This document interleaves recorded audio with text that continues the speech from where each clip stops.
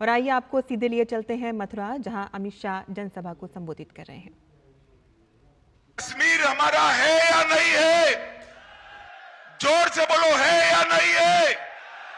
ये खड़गे साहब कहते हैं, कांग्रेस वाले कहते हैं, अखिलेश यादव कहता है कि उत्तर प्रदेश और कश्मीर का क्या लेन देन है?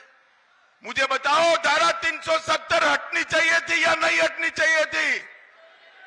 जोर से बोलो, हटनी चाहिए थी या नहीं हटनी चाहिए थी?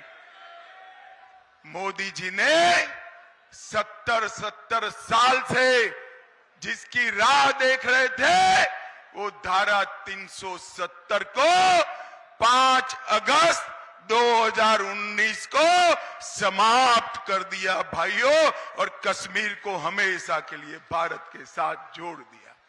भाइयों और बहनों, 10 साल तक सोनिया मनमोहन का राज चला।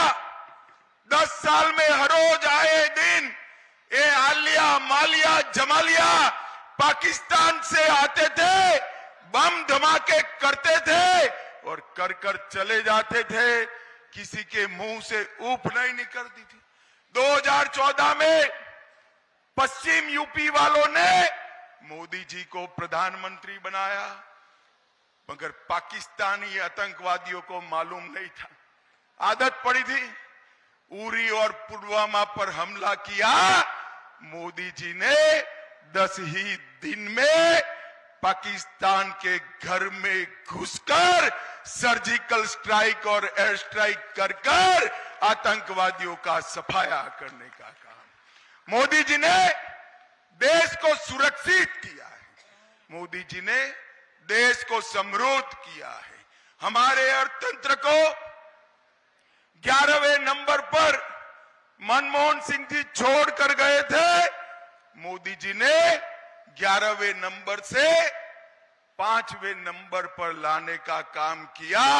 और मथुरा वालों, गोवर्धन वालों, मैं एक मोदी गारंटी कहकर जाता हूं, तीसरी बार प्रधानमंत्री बना दो, भारत संसार का तीसरे नंबर का अर्थतंत्र बन जाएगा। तीसरे नंबर का।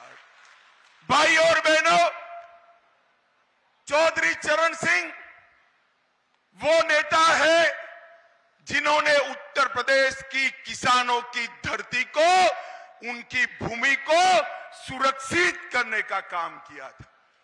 चौधरी साहब ने कांग्रेस किसानों की भूमि बचाने के लिए छोड़ी थी। इतने सालों से कांग्रेस ने उनको भारत रत्न नहीं दिया।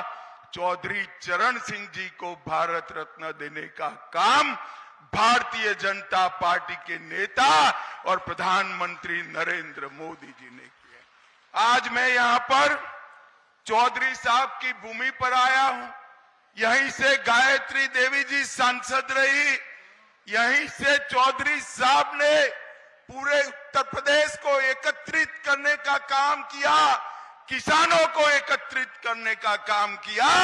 मोदी जी ने चौधरी साहब को भारत रत्न देकर उत्तर प्रदेश के किसानों का और मथुरा का भी सम्मान करने का काम किया। भाई और बहनों, मोदी जी ने समग्र उत्तर प्रदेश के अंदर कई हजार किलोमीटर नेशनल हाईवे, हर घर में बिजली, हर घर में पानी, हर घर में शौचालय, 5 किलो अनाज हर गरीब को मुफ्त, 5 लाख तक का इलाज हर गरीब को मुफ्त, और कोरोना में हर एक को कोरोना का वैक्सीन देने का काम नरेंद्र मोदी जी ने किया। भाई, आप सभी को वैक्सीन लग गया है ना? जरा जिसको दोनों वैक्सीन लगा है हाथ उठाओ तो जरा। सबको लगा है ना? मोदी जी ने जब वैक्सीन लगाना शुरू किया, ये राहुल बाबा कहते थे वैक्सीन मत लगाओ, ये मोदी वैक्सीन है। अच्छा है राहुल बाबा का कोई सुनता नहीं है। पूरे देश ने वैक्सीन लगाया। एक दिन रात को राहुल बाबा भी गुपचुप अपना वैक्सीन लगाकर आ गए। अरे राहुल बाबा, शर्म करो, शर्म करो। कोरोना जैसी महामारी में भी राजनीति कर रहे हो। आपको शर्म आनी चाहिए। परंतु मोदी जी ने तो आप ये सीधा प्रसारण उत्तर प्रदेश के मथुरा से देख रहे थे, जहां बीजेपी के वरिष्ठ नेता अमित शाह जनसभा को संबोधित कर रहे थे और सरकार की तरफ से चलाई जा रही योजनाओं का वो जिक्र कर रहे थे, उन्हें बता रहे थे और साथ ही साथ उन्होंने कश्मीर से 370 को हटाए जाने का भी जिक्र किया। उन्होंने कहा कि 370 को हटा के उन्होंने कश्मीर को देश से जोड़ा है। पाकिस्तान पर की गई सर्जिकल स्ट्राइक का भी उन्होंने जिक्र किया और साथ ही उन्होंने कहा है कि अगर एक बार फिर से बीजेपी की सरकार बनती है तो देश की जो अर्थव्यवस्था है वो तीसरे नंबर पर आ जाएगी। तो ये आप सीधा प्रसारण देख रहे थे, लेकिन यहाँ अब एक सांकेतिक समाचार में फिलहाल हम इतना ही करते हैं।